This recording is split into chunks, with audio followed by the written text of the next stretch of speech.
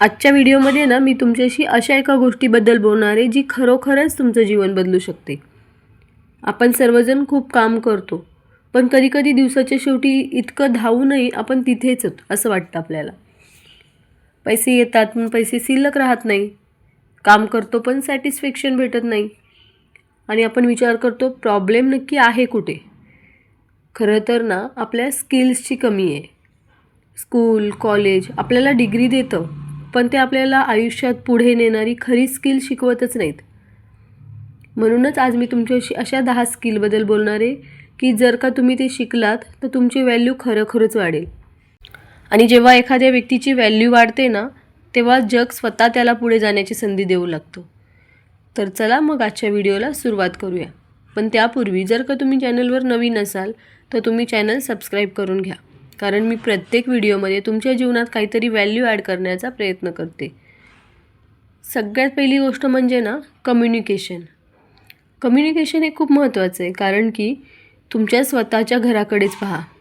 बऱ्याच वेळा तुमचं म्हणणं बरोबर असतं, पण ते लोकांना समजत नाही आणि मग भांडणं होतात. आपली मनस्थितीसुद्धा त्याच्यामुळे खराब होते आणि शेवटी आपण काय चुकीचं बोललो ना याचा विचार करत बसतो. खरं तर ही चूक नाही आहे. कधीकधी आपण घाईत बोलतो, कधी चिडून बोलतो, कधी खूप मोठ्याने बोलतो किंवा कधीकधी इतकं जास्त बोलतो की समोरची व्यक्तीच गोंधळून जाते. त्यांना आपण काय बोललो आहे ना हेच समजत नाही. साधं आणि स्पष्ट बोलणं हा कम्युनिकेशनचा सर्वोत्तम प्रकार आहे. आणि हो, हे फक्त कम्युनिकेशनबद्दलच नाही तर ऐकणंसुद्धा तितकंच महत्त्वाचं आहे. असंच काहीसं घरात पण घडतं. आपण फक्त दुसऱ्या व्यक्तीचं बोलणं संपायची वाट बघतो, जेणेकरून आपलं म्हणणं मांडू शकतो.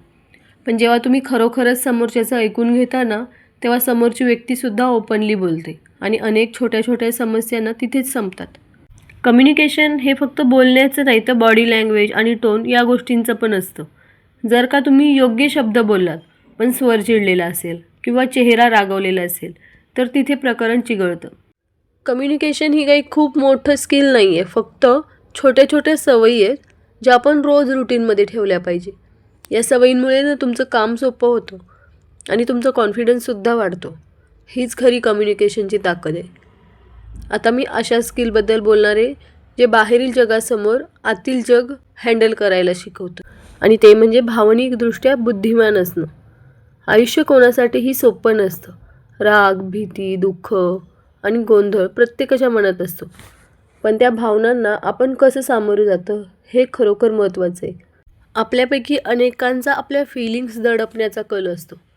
घरगुती जबाबदाऱ्या, मुलांची काळजी घेणं, नातेसंबंध जपणं या दरम्यान ना आपण स्वतःला बाजूला ठेवतो. कधीकधी आपण दुःखी होतो, कधीतरी आपण काहीतरी चुकतंय असं वाटतं, पण तरीही आपण चेहऱ्यावर हास्य घेऊन फिरत असतो आणि हळूहळू मनातून खचत जातो. पण भावनिकदृष्ट्या बुद्धिमान असलेल्या व्यक्ती काय करतात माहिती आहे? सुरुवातीला ते स्वतःशी प्रामाणिक असतात, स्वतःच्या भावना ओळखतात. अस्वस्थता, राग आला किंवा मग मनातून खचल्यासारखं वाटलं तर मग त्या भावनांमागचं ते कारण समजतात. त्यामुळे त्यांचं विचारांवर नियंत्रण येतं. भावनिकदृष्ट्या बुद्धिमान असणं म्हणजे भावना नसणं असं नाही आहे, फक्त भावनांना योग्य दिशा असणं. आणि लक्षात ठेवा, प्रतिक्रिया कधीही मनापासून घेऊ नका. लोक काहीही बोलतील, कधी स्तुती करतील, कधी टॉन्ट देतील. जर का ते लोक खरे असतील तर तुमच्यामध्ये इम्प्रूव्हमेंट करा, आणि जर का चुकीची गोष्ट असेल तर ती वाऱ्यासारखी उडून जाऊ द्या. नकारात्मक टॉन्टिंग त्याच लोकांना तोडतं जे स्वतःला ओळखत नाही. आणि हो, प्रत्येक गोष्टीवर लगेच प्रतिक्रिया देणं म्हणजे काही शहाणपणा नाही आहे. कधीकधी शांत राहून स्वतःला 1 मिनिट द्या. त्यामुळे काय होईल, तुमचा राग शांत होईल आणि गोष्टी स्पष्ट होतात. ऑन दी स्पॉट रिॲक्शनमुळे अनेकदा आपलं नुकसान होतं. भावनिक बुद्धिमत्तेचा अर्थच हा आहे की जर तुम्ही स्वतःला समजून घ्यायला शिकलात तर जग हाताळणं तुम्हाला खूप सोपं होईल. आता आपण त्या स्किलबद्दल बोलूया ज्याच्यामुळे जीवन आपलं सोपं किंवा कठीण होऊ शकतं. आपण त्याचा कसा वापर करतो यावर हे अवलंबून आहे. आणि ते म्हणजे गंभीर विचार आणि समस्या सोडवणं. जीवनातील समस्या काही नवीन नाही आहेत. कधी कुटुंबाची, कधी पैशांची, तर कधी नात्यांची. रोज नवीन आव्हाने आपली वाट बघत असतात. पण या समस्यामुळे आपण घाबरतो की शांत मनाने त्याच्याकडे पाहतो याच्याने फरक पडतो. ज्या व्यक्तींना समस्यांची भीती वाटते ना, तो तिथेच थांबतो, त्याच ठिकाणी, त्याच मानसिकतेत.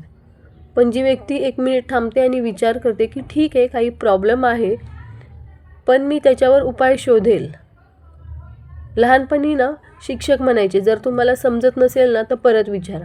पण जसं जसं आपलं वय वाढतं तसं लोक आपल्याबद्दल काय विचार करतील किंवा कुठेतरी आपण मूर्ख तर नाही ना दिसणार, हा विचार करून आपण गप्प राहतो. पण खरं हे की जे लोक विचारतात ना तेच शिकतात. आणि आणखी एक गोष्ट म्हणजे काहीही पूर्णपणे न ऐकता निष्कर्षापर्यंत पोचायचं नाही. जेव्हा तुम्ही कोणाला काहीतरी समजून सांगायचा प्रयत्न कराल किंवा त्यांना दुरुस्त करण्याचा प्रयत्न कराल तेव्हा आवाज नेहमी हळू ठेवायचा. एक छोटीशी ट्रिक लक्षात ठेवायची. आधी समोरच्याला काहीतरी चांगलं सांगा, ज्याच्यामध्ये त्यांची चूक असेल ती डायरेक्ट चूक सांगायला जायचं नाही. आधी काहीतरी त्याला प्रेमाने सांगा, मग हळूहळू ती गोष्ट कशी सुधारली पाहिजे हे सांगा आणि शेवटी ना पॉझिटिव्ह काहीतरी त्याला सांगा, जेणेकरून त्याला वाटेल की खरोखरच तो चेंज होऊ शकतो. लोक शब्दांनी बदलत नाही तर ते प्रेमाने बदलतात. आणखीन एक महत्त्वाची गोष्ट म्हणजे कठोर निर्णयांपासून दूर नका पळू. कधीकधी एखाद्या नेत्याला एकटंच उभं राहावं लागतं, पण तो एक पाऊल जे टाकतो ना ते खूप काही बदलून टाकतो. शेवटी फक्त एवढंच लक्षात ठेवा की तुमच्या जीवनाचे निर्णय दुसऱ्या कोणाच्या हातात नसायला पाहिजे. जेव्हा तुम्ही स्वतःवर ताबा मिळवता ना तेव्हा हळूहळू तुमचं पूर्ण आयुष्य चेंज होतं. म्हणजे आपल्या सगळ्यांकडे 24 तास आहेत, पण खरं हे की कोणीतरी ते 24 तास असं धरून ठेवतं तर कोणीतरी ते धावत राहतं. फरक फक्त इतकाच आहे की कोण वेळेचा योग्य पद्धतीने वापर करते. वेळेचा योग्य पद्धतीने वापर करणं म्हणजे टाईम मॅनेजमेंट करणं. तुमची सगळी कामे करत राहा आणि स्वतःला बिझी ठेवा. वेळेचे व्यवस्थापन म्हणजे योग्य गोष्टी योग्य वेळी करणं. जे काही आवश्यक आहे ते दररोज केलंच पाहिजे, जरी इतर सर्व थोडे थोडे कमी असले तरीही. एका जागेवर तुम्ही थोडा वेळ बसा आणि तुमचे छोटे छोटे गोल लिहून काढा.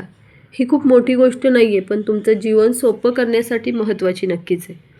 प्रत्येक कामासाठी एक छोटीशी वेळ तयार करा, म्हणजे ती लिमिट ठेवा, एवढ्या वेळेमध्ये एवढं काम माझं झालं पाहिजे. त्यामुळे तुमचा दिवस तुमच्या इच्छेनुसार जाईल. जेव्हा तुम्ही एखाद्या कामात पूर्णपणे व्यस्त असाल ना तेव्हा सोशल मीडियापासून किंवा टाईम वेस्ट करणाऱ्या लोकांपासून स्वतःला दूर ठेवण्याचा प्रयत्न कराल. आणि सर्वात महत्त्वाचं म्हणजे स्वतःवर जास्त दबाव आणू नका. एका दिवसात 10 कामांची यादी बनवायची आणि मग नंतर ते झाले नाही तर रात्री बसून परत विचार करायचा की एकही गोष्ट आज पूर्ण नाही झाली. हे सगळं करायचं नाही आहे. त्यामुळे छोटी छोटी पावलं उचला. पावले जरी छोटी दिसायला असली ना तरी ती तुम्हाला मोठ्या स्वप्नांकडे घेऊन जातील. शेवटी फक्त हे समजून घ्या की प्रत्येकाचा दिवस सारखा नसतो. तुमचा दिवस कसा असेल हे तुम्ही ठरवता. जेव्हा तुम्ही तुमच्या फ्रेंड्सला वेळ देता ना तेव्हा आयुष्य सोपं होतं. कोऑर्डिनेशन हा खूप मोठा शब्द वाटतो, पण प्रत्यक्षात खूप सोपं आहे. सोबत चालत राहा म्हणजे काय, तर तुम्ही जेव्हा एकटे चालता ना तेव्हा तुम्ही वेगाने चालू शकता, पण काही अंतरावर गेल्यावरती तुम्हाला थकवा जाणवेल. पण जर का तुमच्यासोबत कोणीतरी असेल ज्यांनी तुम्हाला प्रोत्साहन दिलं तर प्रवास लांब आणि हलका होईल. नातेसंबंध निर्माण करणं, लोकांशी जोडलं जाणं हे केवळ बिझनेस स्किल नाही आहे तर एक लाईफ स्किल पण आहे. कधीकधी मला वाटतं की मी हे सर्व स्वतः करेन, पण खरं हे की कोणतीच व्यक्ती एकटेपणी पूर्ण जीवन नाही जगू शकत. आपल्याला कोणाची ना कोणाची गरज नक्की लागते. आणि आणखीन एक महत्त्वाची गोष्ट म्हणजे ट्रान्सपरन्सी. जेव्हा तुम्ही शुद्ध अंतःकरणाने बोलता तेव्हाच नातेसंबंध टिकतात.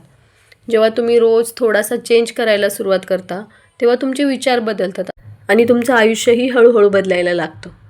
आजच्या कॉन्व्हर्सेशनमध्ये जर का तुम्हाला माझं बोलणं मनापासून आवडलं असेल तर व्हिडिओला एक लाईक नक्की करा. पुन्हा भेटूया पुढच्या व्हिडिओमध्ये. तोपर्यंत स्वतःची काळजी घ्या आणि तुमचे आयुष्य तुमच्या हातात ठेवा.